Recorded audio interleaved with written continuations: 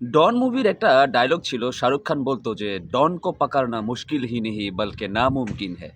তো ঐরকম ভাবেই বলা লাগে যে, আ ইন্ডিয়া কো হারানা মুশকিল হি নেহি বলকে নামুমকিন হ্যায়। নামুমকিন হ্যায় কথাটা না গেলেও বর্তমান পরিস্থিতিতে ইন্ডিয়ার মতো টিম যেইভাবে অপ্রতিরোধ্য হয়ে উঠছে, যেইভাবে দুর্বার হয়ে উঠছে, যেই অসম্ভব প্রতিভাবান খেলোয়াড়দেরকে নিয়ে তারা বর্তমানের এই টিমটা গড়ছে, সেই টিমকে আসলে হারানোটা কতখানি কষ্টসাধ্য ব্যাপার, মানে আ অসাধ্যকে সাধ্য করাটা যে কতখানি কষ্টের বিষয়, সেটা আসলে যারা ক্রিকেট খেলছে ভারতের সাথে, ভারতের বিপক্ষে, ভারতের সাথে খেলছে, একমাত্র তারাই হয়তোবা সেটার ব্যাখ্যা করতে পারবে। But as a spectators, as a cricket fans আমরা যেই খেলাগুলা দেখতেছি, ভারতকে আসলে কোনোভাবেই, কোনো পরিস্থিতিতেই হারানো সম্ভব হচ্ছে না। কেন সম্ভব হচ্ছে না জানেন? ভারত বর্তমানে বিশ্বসেরা দল হয়ে উঠছে কিসের মাধ্যমে? শুধুমাত্রই কি ব্যাটিং, বোলিং? না, কালকে যে খেলাটা দেখলাম ভারতের বোলিং সাইড থেকে Jasprit Bumrah just beautiful, just wow! Jasprit Bumrah বিশ্বসেরা কেন সেটার প্রমাণ কিন্তু জাসপ্রীত বুমরা আরও একবার দিয়ে দিয়েছে। যেখানটাতে বাকি সব বোলাররা আপনার ইকোনমি রেট ১০ এর উপরে, even Varun Chakraborty ১৬ plus economy rate ছিল গতকালকে বোলিং লাইন আপে। সেইখানটাতে জাসপ্রীত বুমরা কীভাবে অবিচল থাকলেন নিজের লাইন এবং লেন্থের উপরে। আপনি ১৮তম ওভারের কথা চিন্তা করেন, স্পেশালি ১৮তম ওভারে যখন জাসপ্রীত বুমরা আসলেন, এসে প্রথম ৩টা ball back to back yorker মারাটা এবং সেই পার্টিকুলার সেই ১৮তম ওভারে ৬টা রান দেওয়াটা, যেইখানটাতে ১৮ বলে ৪৫ রানের দরকার ছিল, আপনি কি জাসপ্রীত বুমরাকে ক্রেডিট দিবেন না? অবশ্যই আপনার ক্রেডিট দিতে হবে। এখন অনেকে এসে আমার এই ভিডিওতে বলবেন যে আমরা ভারত বন্দনা করি। তো ভাই, ভারত বন্দনা করি বিষয়টা সেটা না। ভারত ভালো ক্রিকেট খেলে এবং ভালো ক্রিকেটের প্রশংসা যদি আপনি না করেন, তাহলে আপনি সত্যিকার অর্থে ক্রিকেটের কোনো ফ্যান্স হইতে পারবেন না। ভিডিও করার মাঝখানে আমার যারা নিয়মিত ভিউয়ার্স আছেন, তাদের কাছে অনুরোধ করতে চাই যে দয়া করে চ্যানেলটা সাবস্ক্রাইব করবেন। কারণ আপনাদের সাবস্ক্রাইব, আপনাদের লাইক, কমেন্টসগুলাই আমাদের ভিডিও করার জন্য আসলে অনুপ্রেরণা যোগায়, কথা বলতে সাহায্য করে। আপনাদের ভালোবাসা ভালো লাগে, দ্যাটস ওয়াই। তো জাসপ্রীত বুমরাকে নিয়ে কথা বলছিলাম। জাসপ্রীত বুমরা এমন একজন বোলার যিনি আসলে দাঁড়িয়ে থেকে, সামনে থেকে ভারতের বোলিং লাইনআপকে নেতৃত্ব দেন এবং তার সেই নেতৃত্বে কিন্তু ভারত গতকালকেও সফল হয়েছে। আপনি চিন্তা করেন, ওই ১৮তম ওভারটাতে যদি জাসপ্রীত বুমরা এসে মার খেয়ে যেত, যদি জাসপ্রীত বুমরার উপরে চড়াও হইতে পারতো ইংল্যান্ডের ব্যাটাররা, তাহলে কিন্তু রেজাল্টটা অন্যরকম হইতে পারত। দিন শেষে ভারত মাত্র ৭ রানের ব্যবধানে জিতছে। এই ম্যাচে আরও কয়েকটা এক্স ফ্যাক্টর আছে, আরও কয়েকটা গুরুত্বপূর্ণ বিষয় আছে। সেই বিষয়গুলো হচ্ছে, ক্রেডিটগুলো আসলে কারো কাছ থেকে নেওয়া উচিত না। গতকালকে সঞ্জু স্যামসন যখন ম্যান অফ দ্য ম্যাচের অ্যাওয়ার্ডটা নিতে আসলেন, সঞ্জু স্যামসন বললেন যে এই ম্যান অফ দ্য ম্যাচের আসলে ভাগিদার হচ্ছেন আপনার জাসপ্রীত বুমরা। কারণ জাসপ্রীত বুমরা যেভাবে বোলিং করেছেন আর যেভাবে প্রতিপক্ষকে আটকে দিয়েছেন, সেই জিনিসটা অবশ্যই আসলে দেখার মতো। এটা শুধুমাত্র আমরা কেন বলবো, এটা যারা খেলছে তারাই কিন্তু বলছে। তো দেখেন, সঞ্জু স্যামসন নিজেও স্বীকার করে নিচ্ছেন জাসপ্রীত বুমরাকেই আসলে ম্যান অফ দ্য ম্যাচের অ্যাওয়ার্ডটা দেওয়া যায়। কিন্তু আমার কাছে কেন জানি মনে হয় জানেন, ওই যে একটা কথা আছে না, catches win the matches. Catch ধরলেও, যদিও এই বিষয় নিয়ে আরেকটা আলাদা ভিডিও ডিটেলসে বলা যায় ক্যাচের কথাগুলো, বাট এইখানেই বলে দিচ্ছি যে ক্যাচেস উইন ম্যাচেস। যখন আপনি খেলার মধ্যে না ক্যাচ ছেড়ে দিবেন, সেইখানটাতে আপনার প্লেয়ারদের মনোবলটা নষ্ট হয়ে যাবে, আর ইভেনচুয়ালি ওইখানে আরেকজন ব্যাটার যার ক্যাচটা আপনি ছেড়ে দিলেন, সে কিন্তু একটা দারুণ দুর্দান্ত আরেকটা সুযোগ পেয়ে যাচ্ছে। তো এই হচ্ছে বিষয়টা। গতকালকে যখন সঞ্জু স্যামসন ১৫ রান করলো, সেইখানটাতে হ্যারি ব্রুক যেই ক্যাচটা ছাড়লেন, মিস করলেন সঞ্জু স্যামসনের, সেইখানটাতে সঞ্জু স্যামসন কিন্তু একটা লাইফ পেলেন, আর সেই লাইফটাকে সঞ্জু স্যামসন কাজে লাগালেন, আর এতটা দুর্দান্তভাবে কাজে লাগালেন যে সেই স্কোরটাকে তিনি নিয়ে গেলেন ৮৯ রানের একটা মারাত্মক একটা ইনিংসে ৪২ বলে।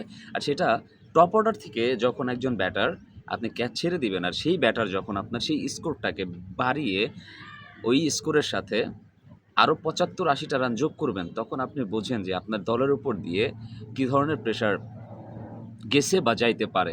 তো এই মিস্টেকটা করছিল হচ্ছে গতকালকে ইংল্যান্ড, বাট ইন্ডিয়া কিন্তু সেই মিস্টেকটা কোনোভাবেই করে নাই। ইন্ডিয়া সেই সুযোগটা ইংল্যান্ডকে দেয় নাই। আপনি চিন্তা করেন যে আকসার প্যাটেল অবভিয়াসলি আকসার প্যাটেল ২টা ক্যাচ ধরছেন, দুইটা ক্যাচ এমনভাবে ধরেছেন, কি বলবো আসলে, ওই যে হ্যারি ব্রুকেরও একটা ক্যাচ ধরেছেন হচ্ছেন আপনার আকসার প্যাটেল।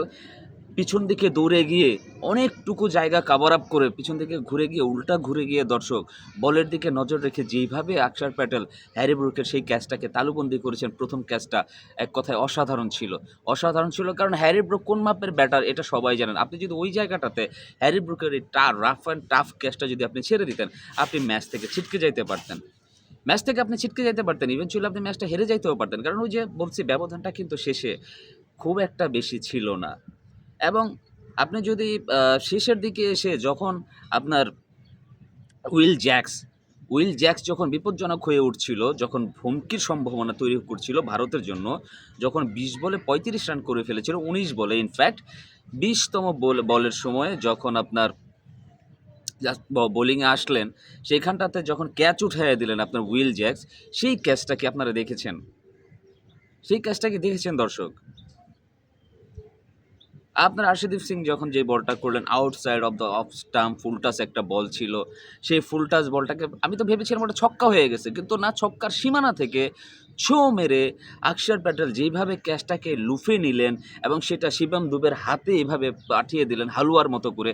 মানে এই খেলোয়াড়গুলা আসলে, আপনার কি মনে হয় অক্ষর প্যাটেলের বয়স এখনও ২০-২২ আছে? ভাই না, অক্ষর প্যাটেলের বয়স ২০-২২ না, অক্ষর প্যাটেলের তো 30+ বয়স হয়ে গেছে। তো এরকম একটা এজে এসে এই যে ফিটনেস ধরে রেখে ভারতের ক্রিকেটাররা যেইভাবে পারফরমেন্স করে দেখাচ্ছেন, আপনি কাকে রেখে কার প্রশংসা করবেন না বলেন তো? টোটালি একটা টিম এফর্ট ছিল না গতকালকে ভারতের ম্যাচ? আর যখন একটা টিম পুরা দলের সদস্যরা, পুরা দলের প্লেয়াররা যখন একে অপরের উপরে পুরোপুরিভাবে আসলে নির্ভরশীল হয়ে যায়, একে অন্যের পরিপূরক হয়ে যায়, যে তুমি আমার ভাই আমি তোমার, আমরা সবাই মিলেমিশে ১১ জন মিলেমিশে আমরা একটা ম্যাচ জিতবো, আমরা ওয়ার্ল্ড কাপ জিতবো, আমরা এই স্বপ্নটা তো আসলে মনে লালন করতে হয়। ভারতের এই ক্রিকেট টিম, তারা যেন হারতে ভুলে গেছে, তারা যেন হারে না, হারাটা তাদের রক্তের মধ্যে প্রবাহিত হয় না, এটা আমার কাছে মনে হয়। অনেস্টলি বলছি, এই জিনিসটা আমার কাছে মনে হয় ভারতের এই টিম হারতে ভুলে গেছে। তাদের রক্তের মধ্যে হার নাই। তারা এমনভাবে জ্বলে উঠছে সবকয়টা ম্যাচেই। তারা এমন অপ্রতিরোধ্য হয়ে উঠছে যেন আমার কাছে মনে হচ্ছে যেন ২০২৬ সালে টি-20 ওয়ার্ল্ড কাপেও তারা চ্যাম্পিয়ন হবে। এবং তারা যদি এই পারফরম্যান্স ধরে রাখে, এই টিমটা যদি একসাথে গুটিবদ্ধ হয়ে থাকে, তারা ভবিষ্যতেও আরও কয়েকটা টুর্নামেন্টের ট্রফি তারা জিতে নিবে ভাই। তারা জিতে নিবে। আমি ভারতের বন্দনা করছি না, বাট ভারতের ক্রিকেটটা, যেহেতু আমি ক্রিকেট পছন্দ করি, নিরপেক্ষতার জায়গা থেকে বলছি যে ভারতের ক্রিকেটটা বাধ্য করে তাদেরকে নিয়ে প্রশংসা করতে। ভারতের ক্রিকেটটা আমাদেরকে আ মানে জোর করেই ভারতের ক্রিকেটের প্রশংসা করায়। কারণ তারা খেলছেই এরকমটা ভালো। আপনি গতকালকে হার্দিক পান্ডিয়ার পারফরম্যান্সের কথা যদি চিন্তা করেন, হার্দিক পান্ডিয়া দেখেন, হার্দিক পান্ডিয়া ১৯তম ওভারে আসলেন, প্রথম বলটা ছক্কা খেলেন, পরবর্তী ৫ বলে রান দিলেন ৩। এখানে কি আপনি হার্দিক পান্ডিয়াকে ক্রেডিট দিবেন না? এই ৯ রানের জায়গাতে যদি হার্দিক পান্ডিয়া আরও একটা ছক্কা খেয়ে যেত, মানে ১৫টা রান দিত হার্দিক পান্ডিয়া, তাইলেও তো ম্যাচটা টাই হয়ে যেত। তাইলেও তো ভারতের জয়ের ওইখানে সুতো পেঁচিয়ে যেত। ভারত সেইখান থেকে হেরেও যাইতে পারত। ভাই, ক্রেডিট সবাইকেই দিতে হবে। ক্রেডিটটা সবাইকেই দিতে হবে। হার্দিক পান্ডিয়া ভালো বোলিং করেছেন।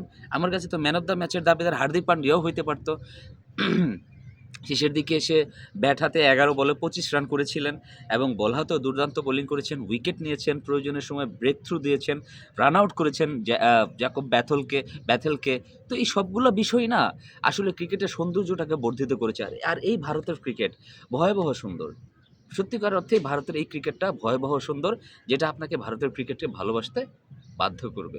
দর্শক, ভিডিও শেষ করার আগে আরেকটা রিকোয়েস্ট করছি, যারা আমার ভিডিওটা প্রথমবার দেখছেন বা আ আ আগেও যারা দেখেছেন, প্লিজ দয়া করে চ্যানেলটাকে সাবস্ক্রাইব করবেন। আপনাদের ভালোবাসাই ভিডিও করার অনুপ্রেরণা।